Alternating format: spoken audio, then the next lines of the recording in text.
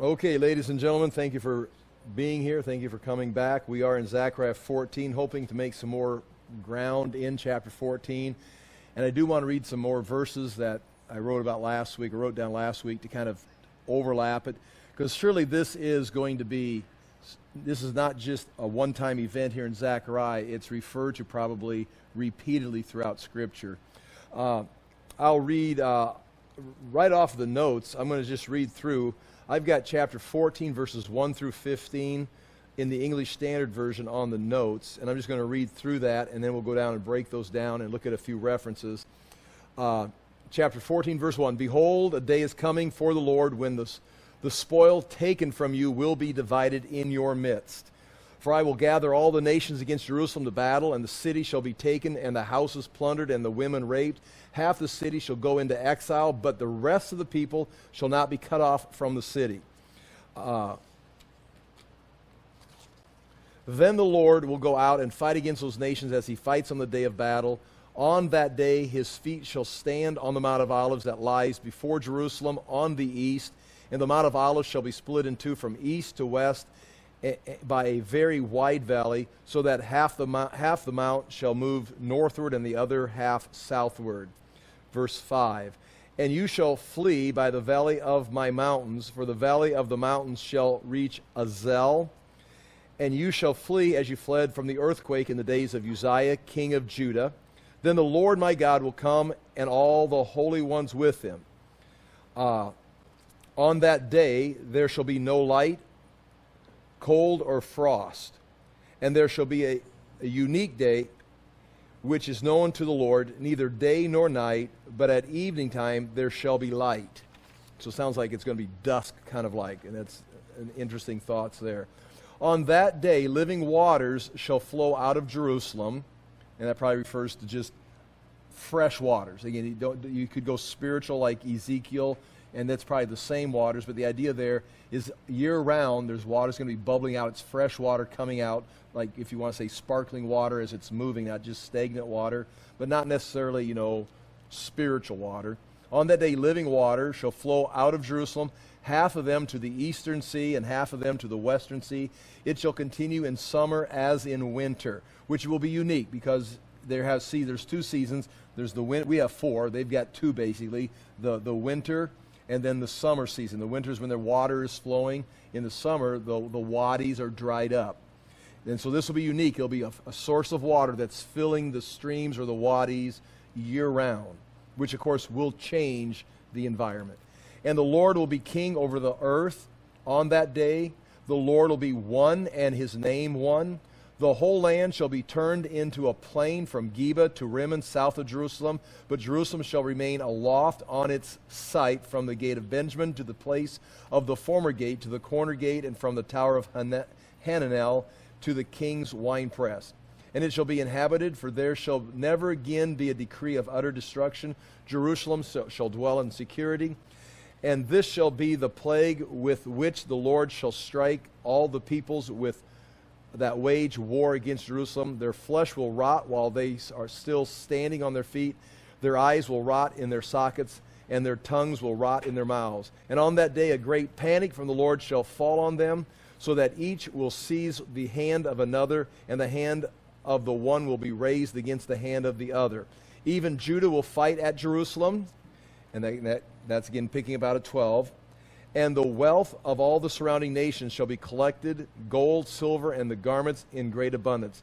And a plague like this plague shall fall on the horses, the mules, the camels, the donkeys, and whatever beast may be in those camps.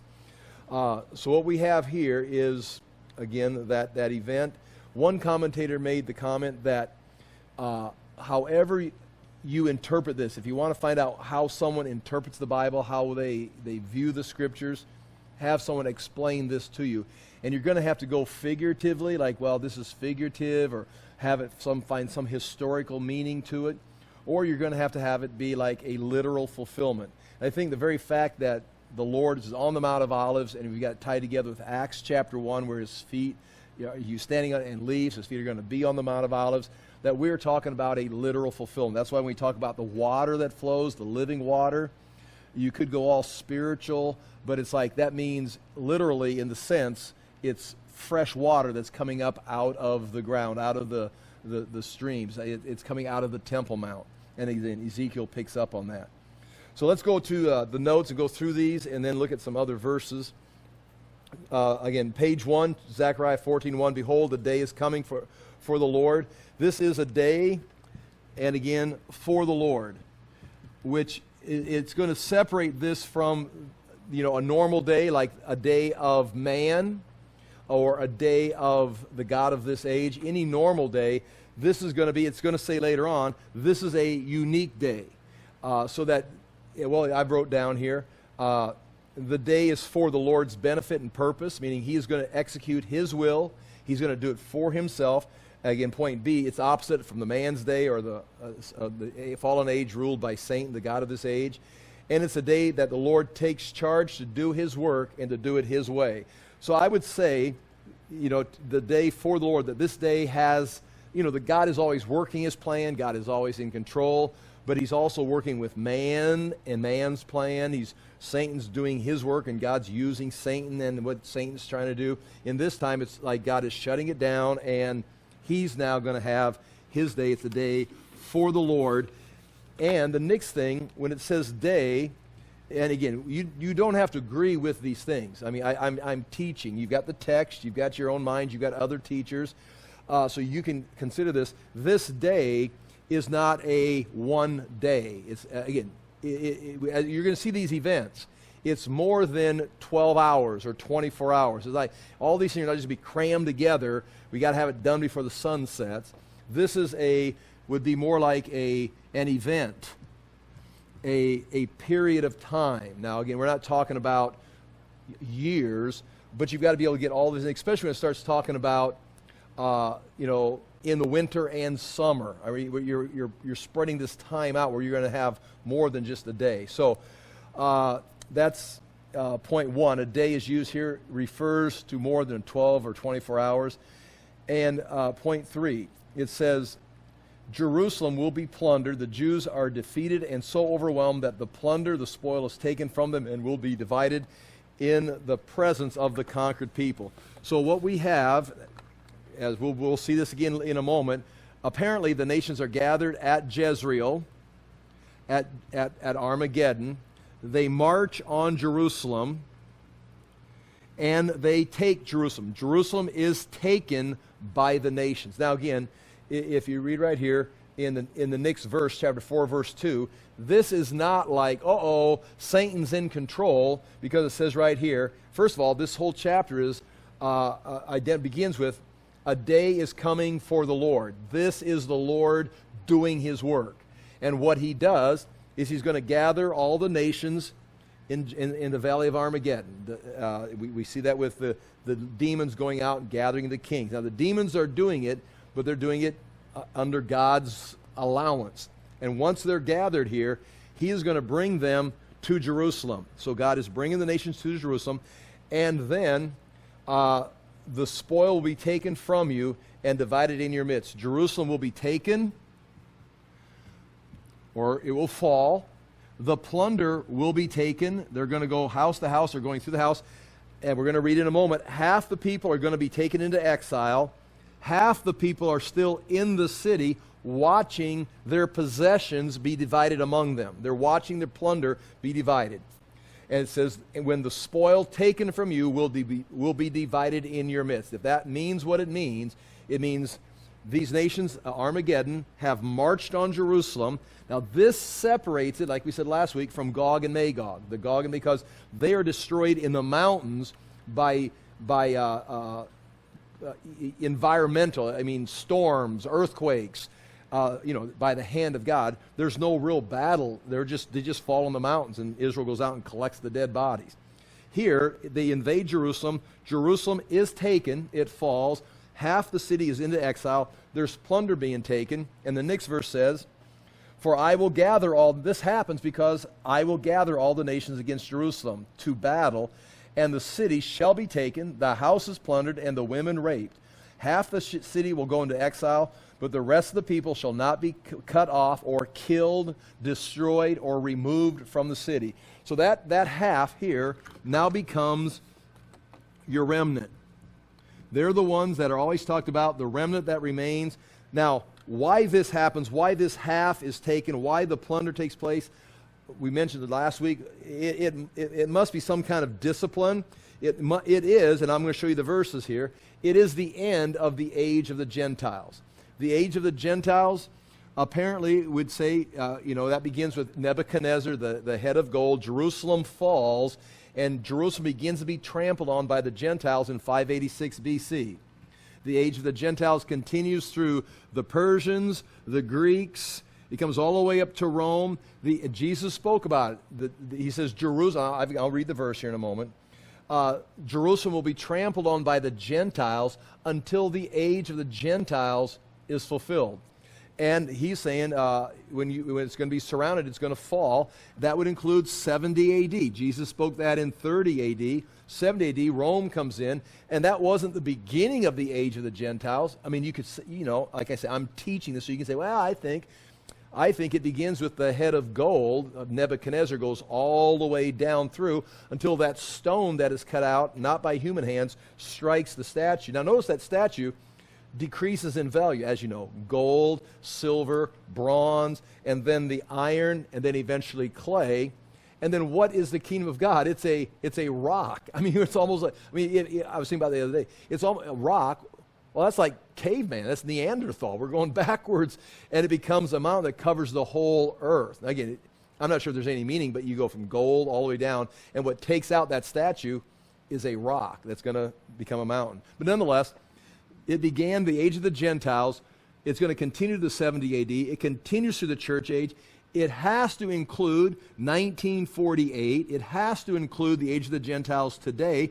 And it has to include Zechariah chapter 14, verses 1 and 2, because it's going to say right here, Jerusalem is going to be trampled. It's going to be walked on. Let's see. Let me read the next verse, chapter 14, verse 3, and we'll come back to 2. The Lord will go out and fight against those nations as he fights on the day of battle. And at that point is when he interrupts. And Jerusalem is being trampled on in chapter 14, verses 1 and 2, until chapter 14, verse 3, which it doesn't say, and thus ends the age of the Gentiles. But at that point, in chapter 14, verse 3, the Lord comes back, rescues Jerusalem, and it now is never going to be trampled on again. And so I think that is the ending of the age of the Gentiles up through, I've got 1948, I've got the day, and then Zechariah 14, verse 1 and 2, and then right there, that is your period of the age of the Gentiles. Of course, that's debatable. You don't have to agree with that. But that would be, once that takes place, it's never going to be trampled on again. Going back to chapter 14, verse 2 on page 1, for I'll gather all nations against Jerusalem to battle, and the city shall be taken. Point 1, this day for the Lord begins with the Lord gathering the nations against Jerusalem in 14:2. The nations are mentioned 4 times in Zechariah 14. I've got them written down here just so you know. The nations play big in this. And these are some clues we're going to be looking for. The nations, when we look at the other references to this battle at the end, the nations are all going to be involved. It wasn't the Roman invasion in 780 because that was the Roman Empire.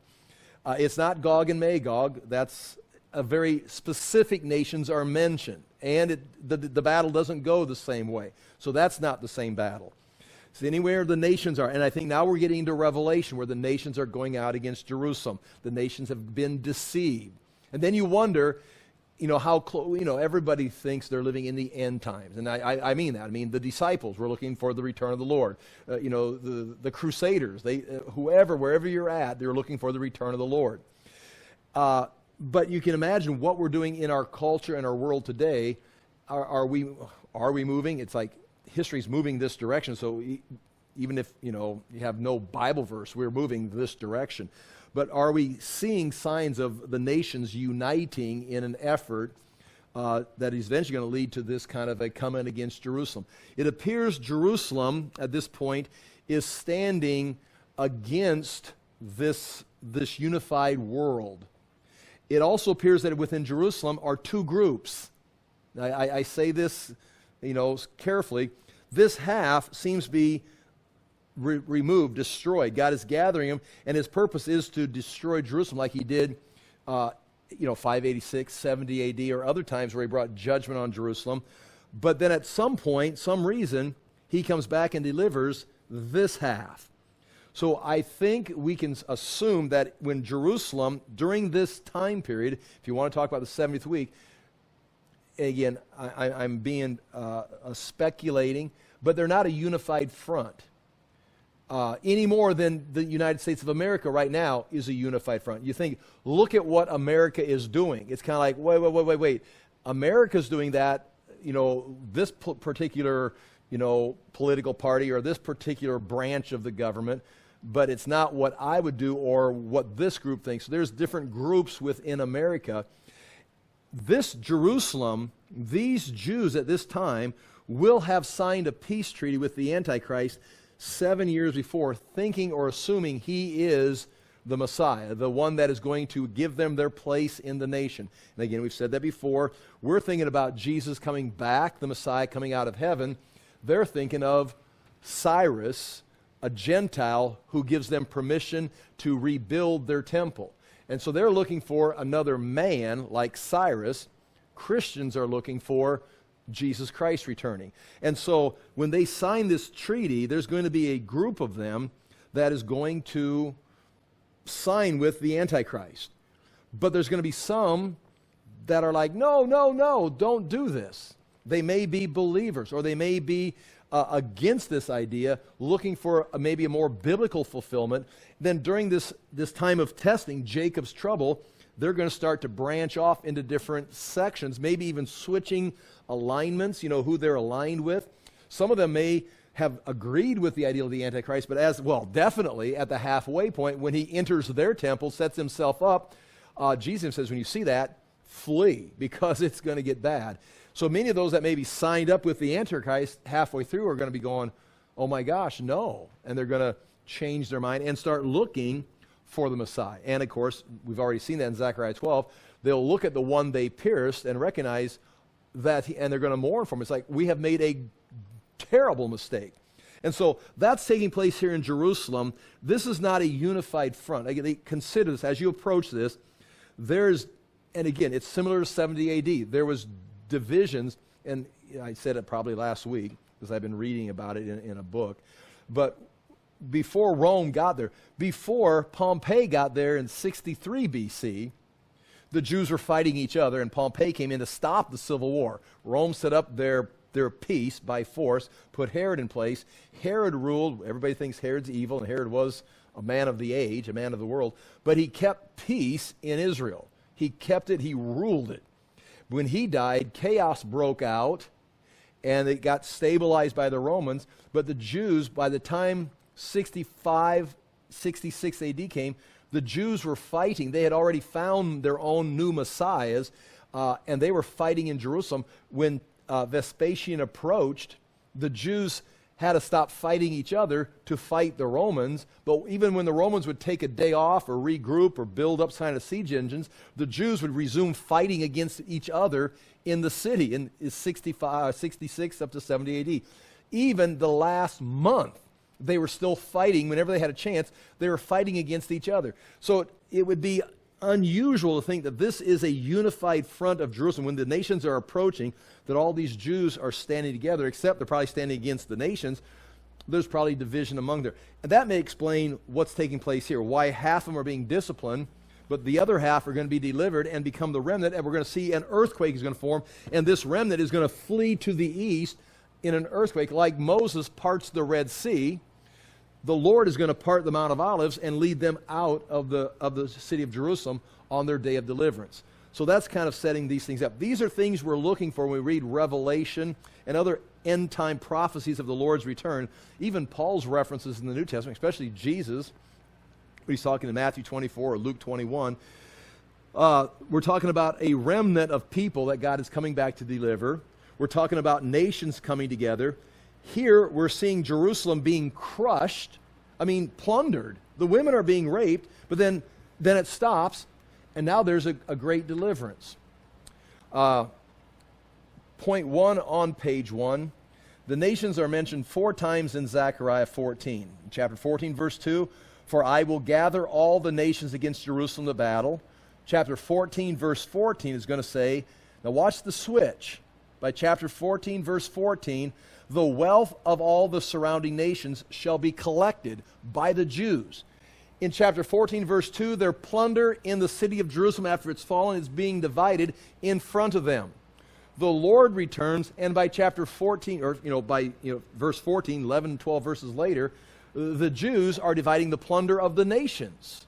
So, I mean, there's a huge swing in this chapter. And you can't deny it. The Lord is bringing the nations down. There's a crushing defeat of Israel, but the Lord returns, and there's a completely 180 degree. It's like Michael Jordan shows up and plays on your high school team. It's like, wow, we're really good now. Okay, yeah, Michael showed up. So this is, Jesus is kind of like the Michael Jordan of religion, I guess. Or, wait, Michael Jordan's like well, anyway. I was trying to be funny there. Okay. When I'm funny, laugh or something. It's like, okay, thank you, okay. Okay, if I think I'm funny, laugh. Okay, I should have a laugh sign. Okay. Chapter 14, verse 16. Then everyone who survives of all the nations that have come against Jerusalem shall go up year after year to worship the King, the Lord of hosts, and to keep the feast of booths. So everyone that survives, see, these nations are coming. The nations, their military will be defeated, but there's going to be survivors from all those nations, and they're going to come up and worship. So you can see we've gone from the nations invading to the nations' plunder being taken from them to the survivors have now switched and agree now. They're coming up to worship, and again, some of them by force because it's being ruled with an iron scepter.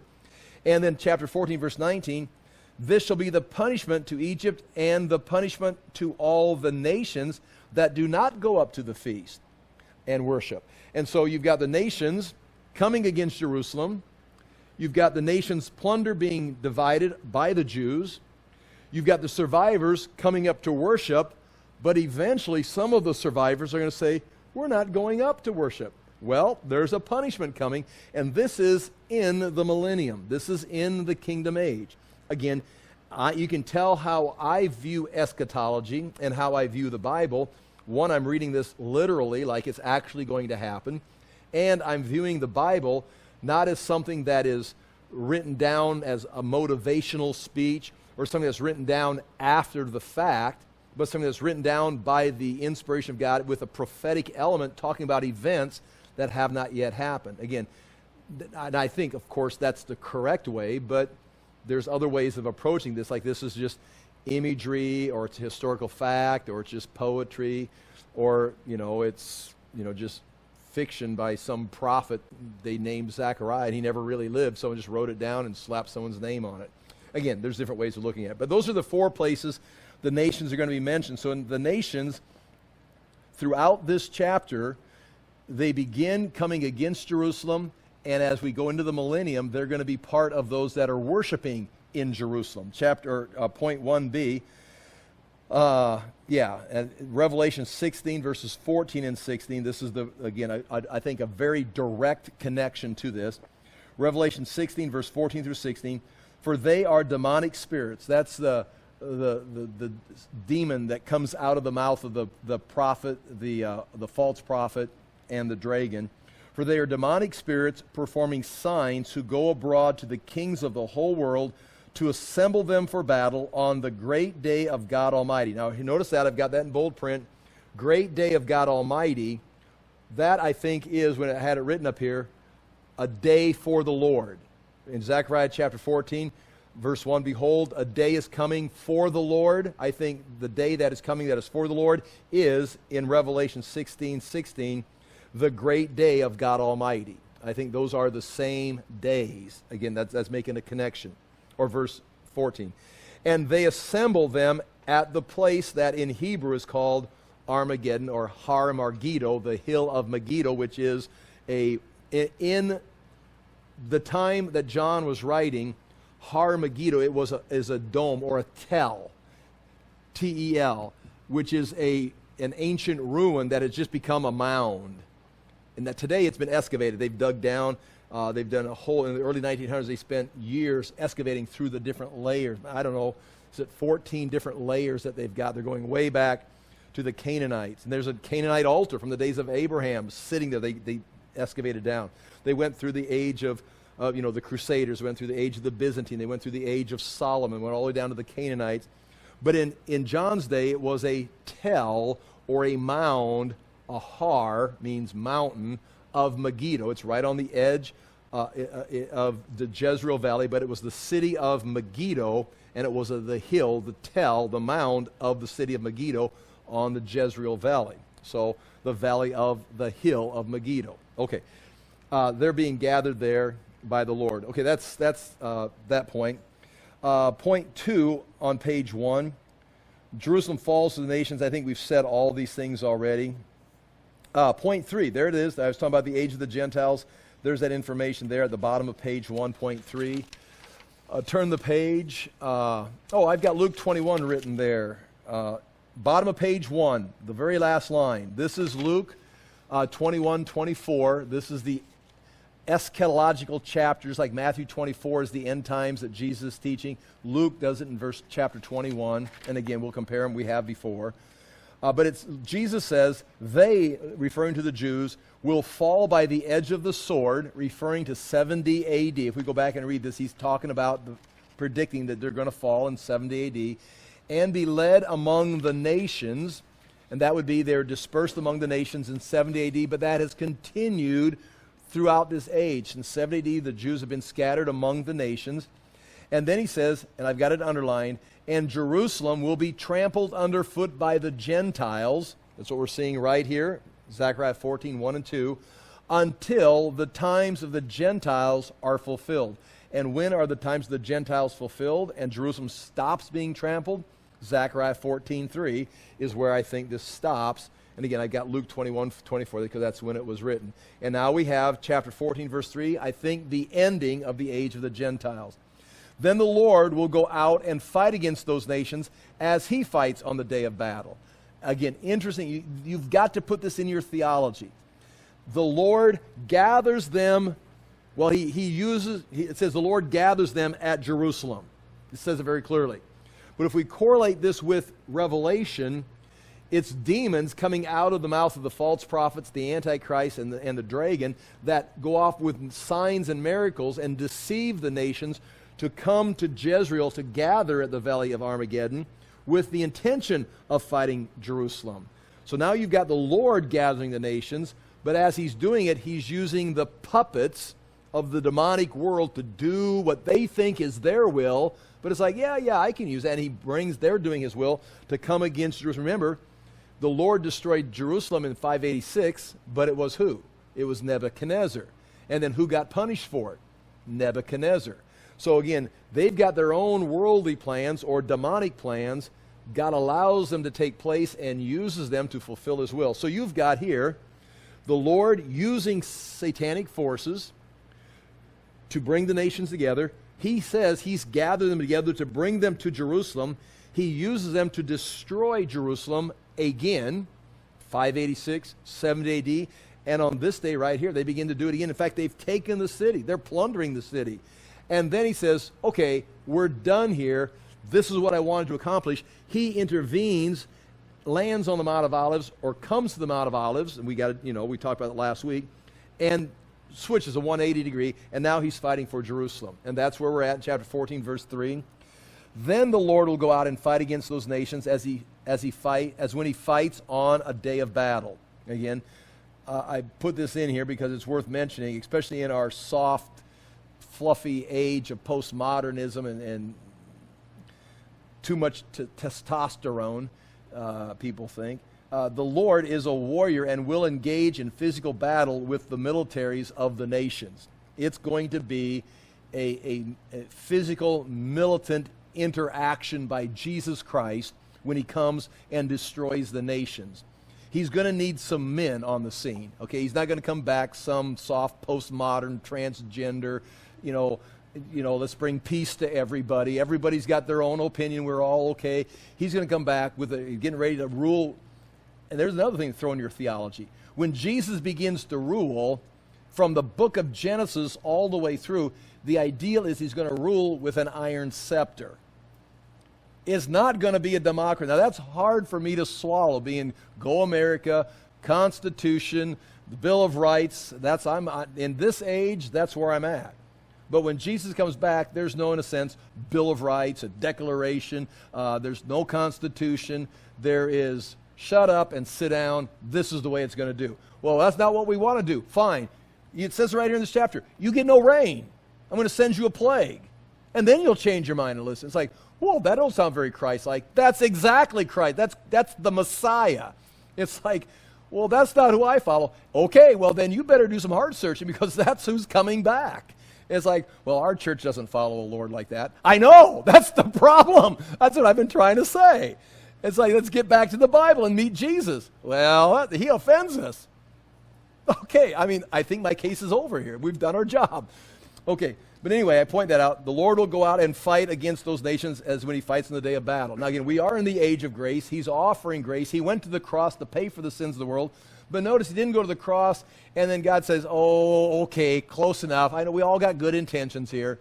Jesus had to physically die to atone for sin because sin is real. Jesus had to really die. He had to really suffer. And God couldn't say, well, I'm sure we're all trying our best. It's like Jesus had to go and do it. It was serious work. Okay.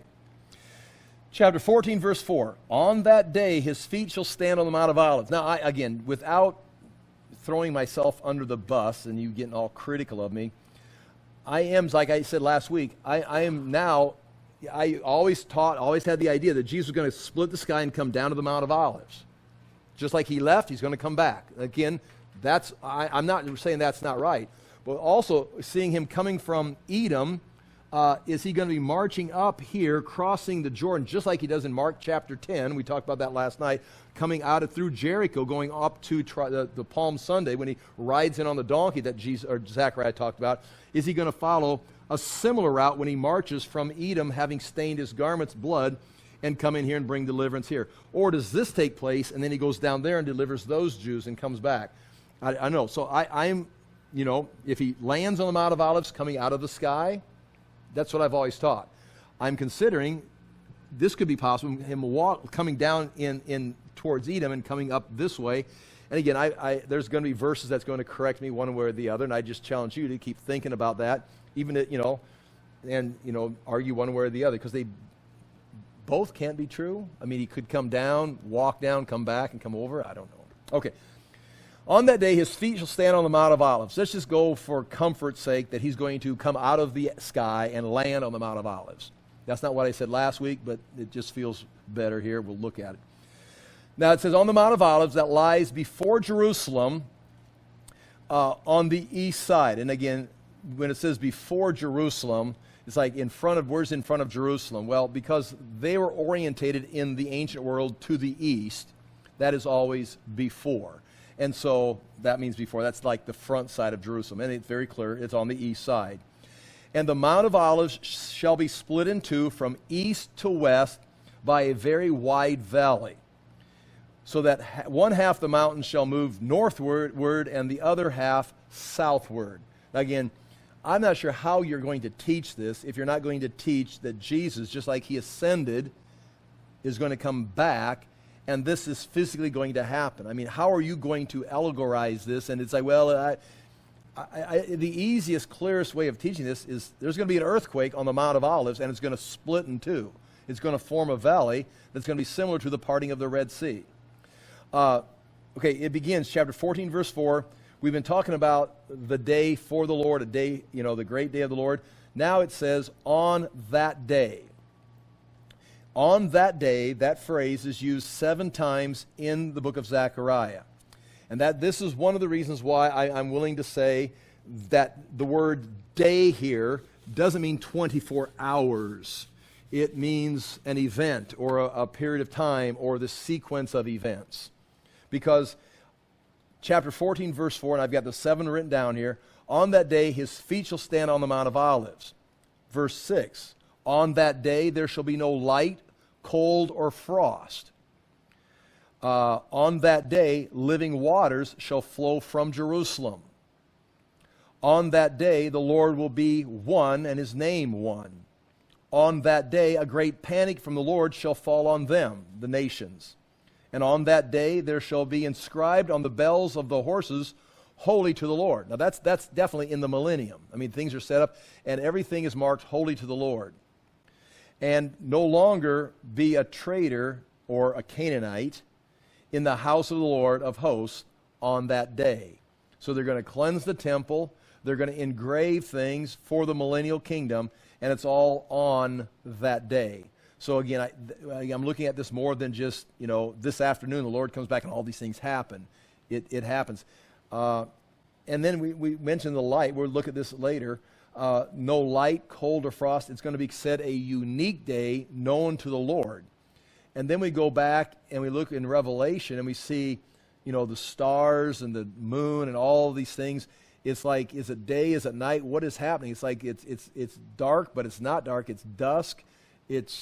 Something's taking place. Again, we could talk about it. We read the verses, but that's probably being captured in here also. Mount of Olives. This is the only place Mount of Olives is mentioned in the Old Testament by name, Mount of Olives. Now, New Testament mentions it a couple times. It's referred to in 2 Samuel 15:30. If you remember when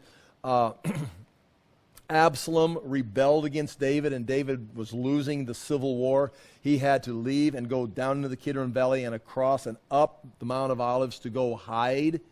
That's where it says this in 2 Samuel 15:30. So David went up by the ascent of the olive. Now some translations just write in there Mount of Olives, but it doesn't say Mount of Olives. He's going up the ascent, meaning there's an ascent, and it goes through the olive trees. And so it's the ascent through the olives, which is the Mount of Olives. But that's what it doesn't call it the Mount of Olives. It's eventually going to be called. Also the second, that's when David leaves this way. Interesting. We could say the glory of Israel, the light of Israel, leaves over the Mount of Olives when Absalom's fighting against him. And we already looked at this last week. When the glory in Ezekiel's day leaves, and his vision leaves the temple, here's what it says, Ezekiel 11:23. The glory of Yahweh, this is after he'd risen and gone out of the temple, gone out of the city, went up from the midst of the city and stood on the mount which is on the east side of the city. And some translations just write Mount of Olives. But it doesn't say Mount of Olives. It says the mountain which is on the east side of the city. And it says the glory of Yahweh went and stood on this mountain. I mean, I don't know, but I mean, that you've got David leaving this way. You've got Yahweh's glory leaving the temple and going and standing on this mount. You've got Jesus. He could have ascended to heaven a wide variety of places. I mean, he was in Galilee long enough. He could have done it in Galilee. He could have, slipped back on the Temple Mount and went up on the Temple Mount. He could have done it a lot of places. But Jesus ascended very clearly in chapter 1 of Acts from the Mount of Olives. And he went into the clouds, which I don't think you should, just think atmosphere. I mean, maybe there are clouds, but the clouds are a direct connection to Daniel and the Son of Man coming in the clouds of glory. Jesus used that very reference that made the high priest tear his garments when Jesus says, you'll see the Son of Man coming in the clouds of glory. And the high priest is like, blasphemy, because Jesus associated himself with that. And then when Luke says he ascended in the clouds, I mean, you can't, probably it was a cloudy day. It could have been, and that might be what it means. Luke was saying, it was cloudy. There was a storm blowing in that day. Or he's connecting Daniel, what was said to the high priest, to Jesus, the Son of Man, ascending, and then he's going to be coming back to this very place, and his feet will stand on the Mount of Olives. All of that could be connected, and Jesus is going to come back, Zechariah says, to the Mount of Olives. And again, I've got Acts 1, verse 11 written down there. Chapter 14, verse 5. I already read about the mountain being split. So do this, turn the page, because I did this. Can you see this on page 3? I've got a Google Earth right there. It's drawing something like this. And it's interesting, what I've got circled right there, there's a circle right here. If you look at it, and if you had it on your computer screen, you could zoom in and see it. That's the Temple Mount. And you can see the Dome of the Rock. If you know what I'm talking about, there's a little bubble, little pin right there pointing to the Dome of the Rock. You can actually see it there. Well, in fact, it says, if you can read it, the Dome of the Rock. That's where the temple used to stand. Again, that's debated, but it's really shouldn't be because that's the facts. Even the Muslims said that. You know that? Islam said, I've got a book from the 1800s, maybe 1920s. I found it, someone referred to it in a book I was reading, so I went and found it online and bought a copy. Where it's the Muslim guide. It's a book you would buy probably from the 1920s. The date's obviously in the book. But in the guide, you could buy it on the Temple Mount, and you could go through and read it, and it'd tell you different things. And they say the Muslim, it's the Muslim assembly of the group. I mean, I'm trying to think of what it's called. But it's the leaders of the Muslims. They put this together to hand out. And in the book, it says the Dome of the Rock, which stands where Solomon and Herod's temple, the Temple of Jews, formerly stood. It wasn't until the Zionist movement in 1948, and all this took place, where they says, I don't know if you can imagine someone saying something one time and having it like in print, and then coming by later and saying something completely different and denying they ever said this. It used to happen in other countries. But anyway, someday, if you can imagine that, heck, imagine a video, and then 2 days later saying, that's not what I said. It's like, well, anyway.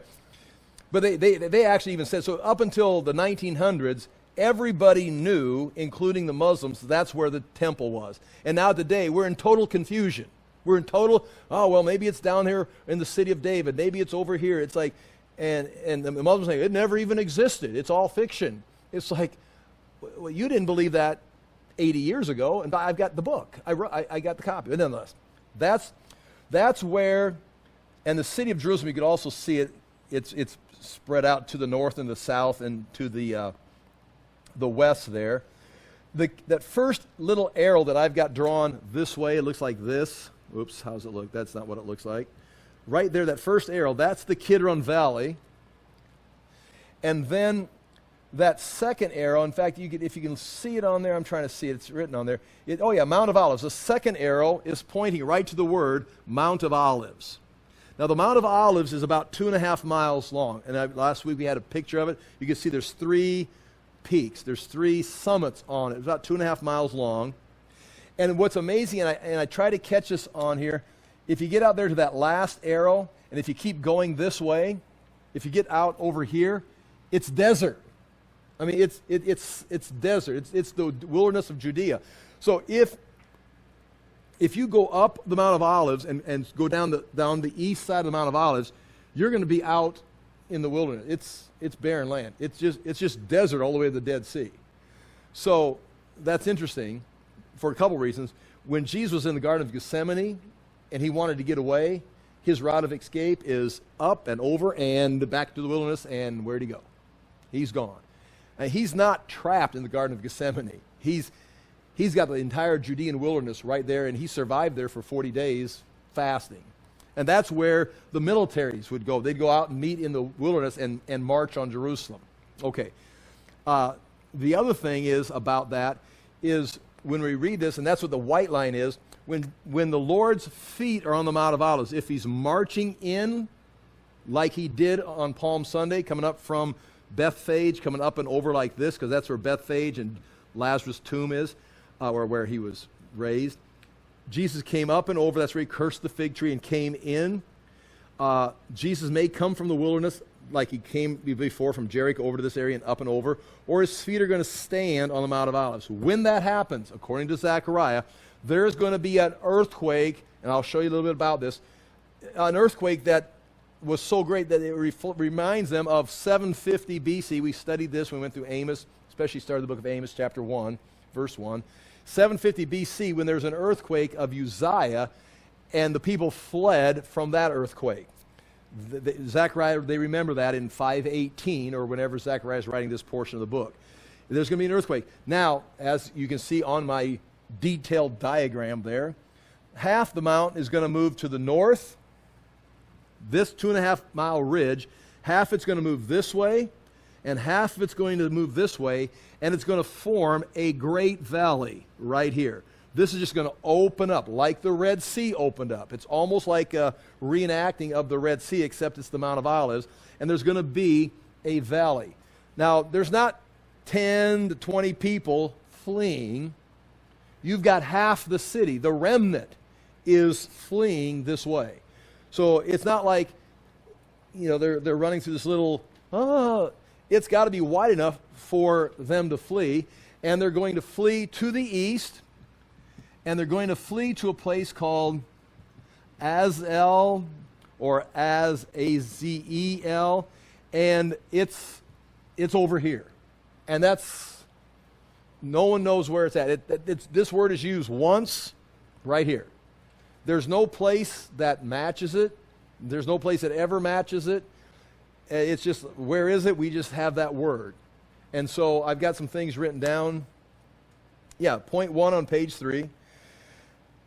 Azel or Azel.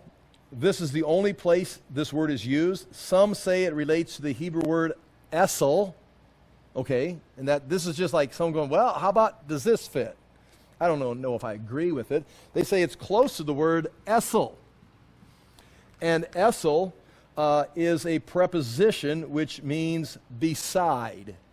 So if you'd put that in there, it's going to extend to azel, which is a form of esel. Maybe got spelt wrong or something. It would mean this. Thus it would mean this: the valley of the mountain shall reach to the side, or beside, or to each side. The valley will reach to each side, or whatever. I mean, it's like, it's more of a description. I don't go with that. It seems like a location. And it is likely this location is large enough to the east to be safe, but also large enough to hold a large amount of people. So, I don't know, if you're looking for prophecy, maybe this is something you're looking for. Maybe it's going to be some kind of a resort. If someone's coming in, the resort of Azel is being put together. It's like, oh, I know what that is. I don't know. But it's a place, and it's going to be big enough for these people to flee. One other thought would be, could this be Petra? And they're going to flee down to Petra. I'm not saying that. Now, point 2. We talked about this several years ago when we were going through Amos, but Uzziah's earthquake of 750, they have archaeology, science is amazing. As they excavate down, they can, they go through layers, and they'll get to like a burn layer, and they can date it and stuff, and coins and the position, the type of the pottery, and they can date it to, clearly, this is a burn layer from 586 BC. The coins, the arrowheads, the depth of the burning, the pottery, it all matches, the 500, 600 BC. They have come to, another place they come to would be like walls that have fallen over. Maybe because of a war or because of a fire. You can see it fell in. They also find walls, and this has been pretty cool, especially when we were talking in Amos, we talked about this, walls that they're huge stones, and they're in place, except for some reason, at this particular level, they're just moved over. The whole wall is shifted over. Like, what did that? The Babylonians or the Romans or somebody was invading, they would have knocked it over. You're not going to just move a wall over and say, oh, wait a minute, this would be an earthquake that moved it. And then they start looking around and finding other things, and they expect to find at that layer everything to have shown some sign of shaking and being moved. And they have, well, here's archaeologists. This is from the Shiloh excavations, and it's from the Bible Archaeology. You got the website right there. If you go online, you can click on it. It'll be live. But this is, I just copied and pasted this out of that. Archaeologists excavating in Jerusalem near the Temple Mount and a First Temple era wall have unearthed evidence of an 8th century BC earthquake. And again, this is scientifically dated. This is not like, Galen's over there speculating. This is scientific research. That'd be mid-8th century, would be 750 BC. The earliest floor of the southernmost room of a building bore evidence of destruction, but not by fire, and was dated to a time period when no known conquest of Jerusalem occurred. So if it's dated 586, that must be the Babylonian invasion. But there's no historical conflict taking place here. Some devastation happened here, but there's no military action. Stones from an upper part of the northern wall had collapsed, shattering a row of vessels that had been along the wall beneath. The excavation directors from Israel Antiquities Authorities, which is a very solid group, believe this corresponds to the great earthquake which occurred in the days of King Uzziah and is mentioned in Amos 1 and Zechariah 14. Now, there's no other record of this. It's just Amos dates his ministry of 2 years before the Uzziah earthquake. When did I start? I started, it was 2 years before this earthquake came. I told you it was coming. And Zechariah says, you remember, it's going to be an earthquake. Remember they talk about Uzziah's earthquake? That's what this earthquake's going to be like. And you all fled from that. You're going to flee to safety here. Archaeological evidence for Uzziah's earthquake has been found at other sites in Israel, and we talked about that. You can go, and they're not going to mention here, but you can go up further north. In fact, the epicenter, if I remember correctly, was further north. The epicenter was more up in here, and it was just, as it radiated south, it got weaker and weaker. And they've seen it in the Dead Sea. They've seen it at Hazor right here. And they're going to say that right here. Archaeological evidence of Uzziah's earthquake, this 750 BC. It's not just that one place in Jerusalem. They found that one place in Jerusalem after they found all these other places. It's like, oh, look, here it is too. Because that earthquake would have gone across the land. Uzziah's earthquake has been found at other sites in Israel, including Hazor, I just showed you that, Gath, which is over here on the coast by the Philistines. But this is the first time archaeologists have identified evidence of the earthquake in Jerusalem. A similar 8th century destruction layer was noted in a collapsed building 100 meters south of this current dig, which was excavated in the 1970s, but it was not associated at that time with Uzziah's earthquake. But now they're going back and saying, hey, there's a destruction 100 meters south of this. That maybe correlates with this same thing. So nonetheless, that is a historical event. The Bible mentions it. They've got evidence of it across from the Dead Sea going all the way up into Syria. As they get down to a certain layer, they see this earthquake. Anyway, they're referring to a literal event that is now being duplicated by what I think is going to be a literal event in the future. Going back, I'm going to read verse. Go page 2. Go to page 2. Then the Lord will go out and fight against those nations. Yes, go to bottom of page 2. And you shall flee to the valley of my mountains. Again, I would think flee to the valley of my mountains. This mountain and this mountain now that have been formed. You're going to flee to this valley. For the valley of the mountains shall reach Azel, which apparently is east. Some put it down here in the Kidron Valley. In fact, I've got maps where I've drawn where I place that this is just going to go this way. It's going to open up and go this way. I would change that now, I think. And you shall flee as you fled from the earthquake in the days of Uzziah, king of Judah. Then my Lord God will come. Now notice right here, interesting, Zechariah personalizes this and says, then, when that happens, then my God will come. Again, once his feet are on the Mount of Olives and this earthquake takes place and the valley's formed, then he says, then my God will come. Now, I would assume that's the Lord, but it's interesting that his feet are on the Mount of Olives and he says, my God will come. Does that mean he's coming into Jerusalem, or he's come for his day? But again, Zechariah doesn't just talk about God, but now the God he's writing about, the God he's waiting for, will come. And now here, I'll read this right here. And all the holy ones with him. And again, we've said last week, there's a variety of things that can be. Do I have anything written down on here? No, I don't. Bottom page 3. The holy ones could be believers. It's definitely angels. And then we throw in possibly the group that's come up out of Petra, if they're being led up there. the heaviest evidence is that he's talking about angels. I've got a couple verses right here. Again, holy ones refers to angels. Also, believers can be considered holy ones. But 1 Thessalonians 3:13, may he strengthen your hearts so that you will be blameless and holy in the presence of our God and Father when our Lord Jesus comes with all his holy ones. So he's telling the Thessalonians that they may be found blameless and holy in the presence of God when he comes with all his holy ones. So if they are the holy ones, well, they can't be the holy ones coming with the Lord. There's two groups. They're the holy ones, that the Lord is coming with his holy ones to meet them. And Enoch, going way back to the 7th generation from creation, Enoch says, prophesied about them, see, the Lord is coming with thousands upon thousands of his holy ones. And that leads me now to the back page, and I'm tick-tock right here. We've got, I'm going to go to Micah chapter 4, please. I want to read through this at least tonight. Micah chapter 4. And I'm going to read this, and then I'm going to quit. This is a...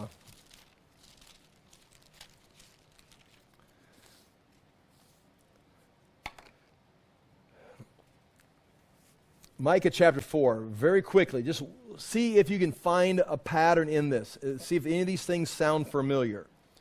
About the mountain, about the people, about the remnant, about Jerusalem falling, Jerusalem being delivered, entering into some kind of kingdom age. Micah chapter 4, verse 1. I'm going to read 13 verses, and you're on your own. Tony is not here tonight, waving at me. So, no, I'm going to read this and be done. Chapter 14, verse 1.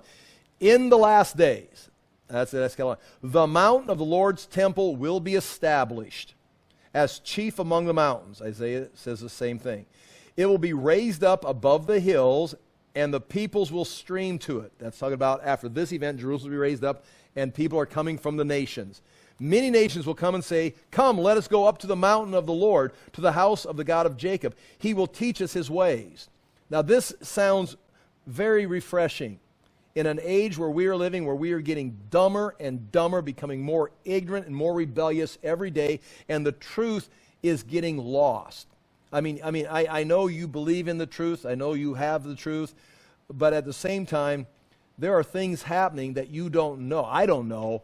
And we're being told about it through a filtered system that I don't even know what's going on. Yeah, but don't you watch the news? Yeah, that's what I mean. I don't know what's going on. I've got friends. Well, no one knows. And it's going to lead us to the dark ages. It's going to take us into an age of just total confusion. If it's not in this nation only, it's going to be worldwide. And here it is. This will be a great day when the Lord comes, and the nations are going to stream to him because he will teach us his ways. Now understand, he'll teach us, don't steal, be kind, don't be self-centered. But he's also going to teach us the way the world works, environmentalism. You talk about saving the planet, he's going to tell you how to do it, and it's probably not at all like they're telling you to do it today. I don't know. I'm not that kind of a scientist. But I would guess in this age of deception, whatever they're telling you, here's how you save the planet, is exactly the opposite. That's just me and my attitude.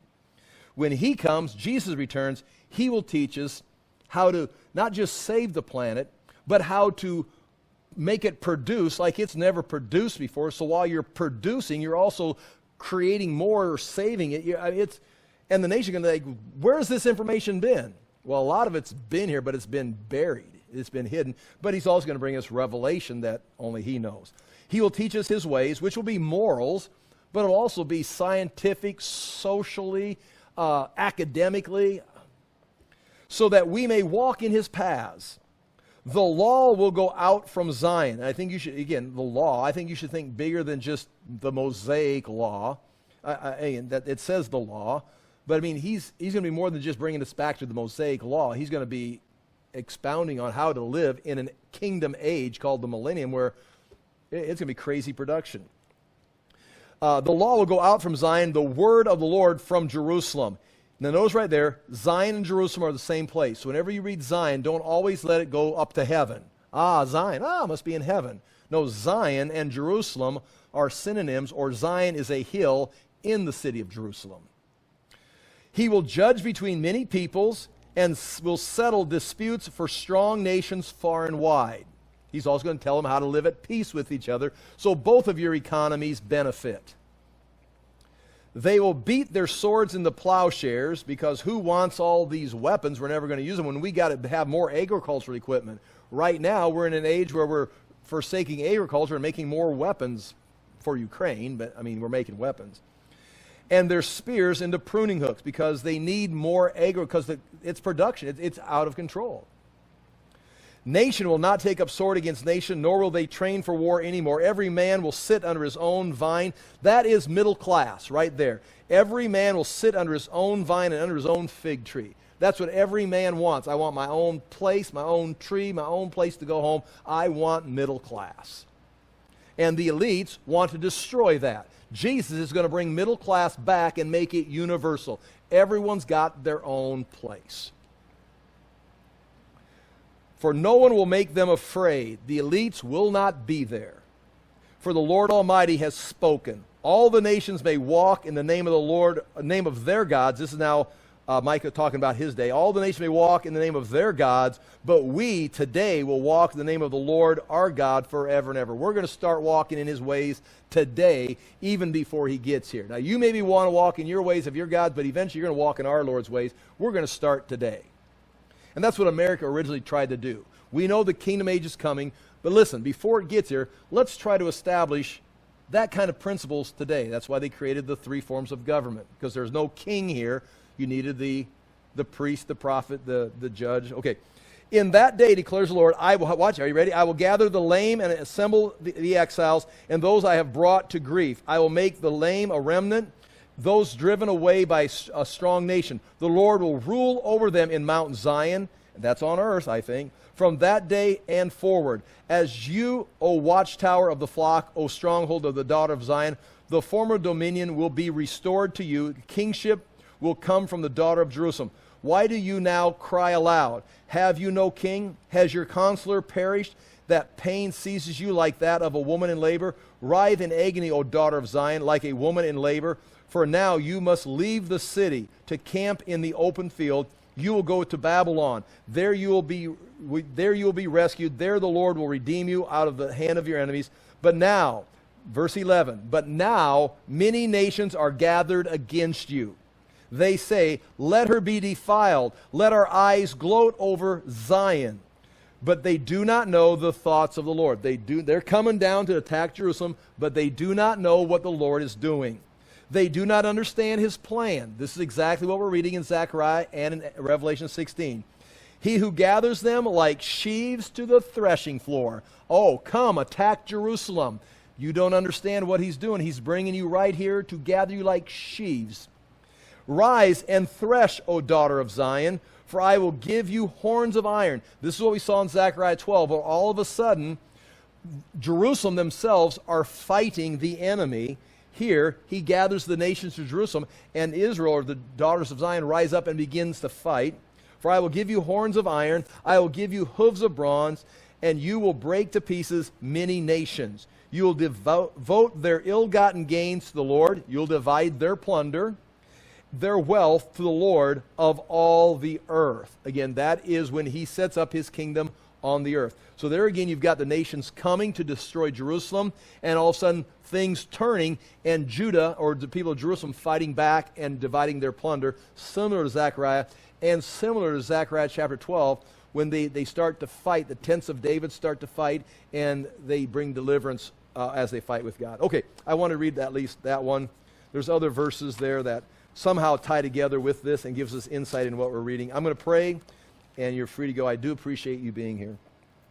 Father, we thank you for your word. We thank you for the chance to look into these things. We do ask that we would set our hearts on you, that we would separate ourselves from the ways of the world and begin to understand your ways at this time in history, that we may do the things you've called us to, become the servants you've asked us to be, but also, Lord, that we may share your light, share the truth that we have today, that we're going to walk in your ways today, and we want to share that with others, that they may also find the truth and find life in Jesus Christ. In his name we pray. Amen. Thank you for your patience. Thank you for being here.